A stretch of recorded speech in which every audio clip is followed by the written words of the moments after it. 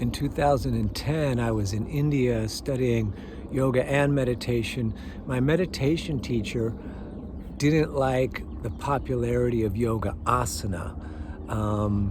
He said, ask your teacher why the cabs come straight from the airport and drop off people to the yoga school, the shala, and then when they drop them off, before they leave, they go into the office and then they have a conversation with the owner and then leave. And he, of course, was implying that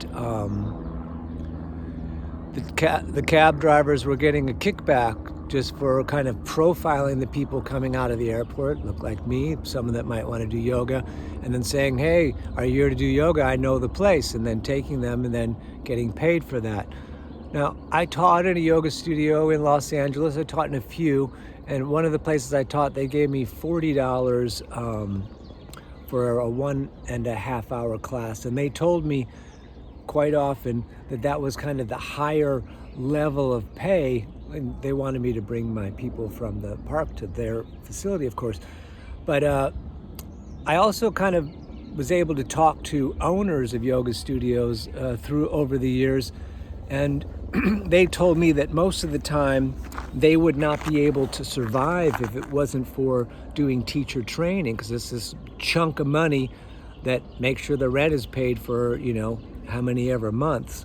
But if you look at how yoga teachers are paid, and some yoga teachers get like $20 at like a whatever fitness gym or any of these kind of corporate gyms.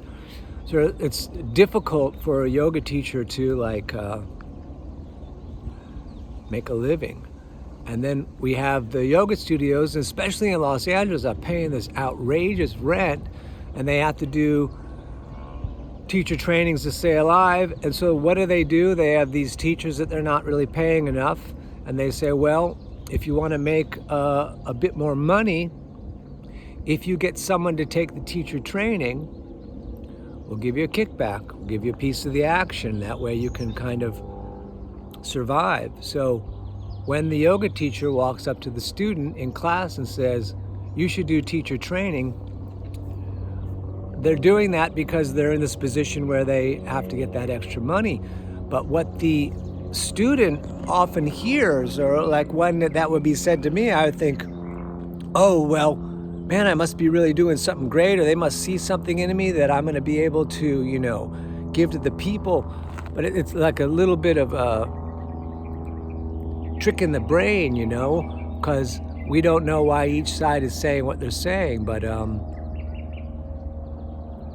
that's why they're selling you a teacher training, because the teacher's not being paid enough and they're getting a kickback, and the studio can't stay in business if they don't make that big chunk of money every few months. Not saying necessarily it's a bad thing. It's important for us to be aware of the realities of the situation. Anyways, thank you for listening. My name is Daniel. I am a yoga freak and I love yoga. It's such an important part of my life. I hope is yours as well. And we're going to keep talking about business.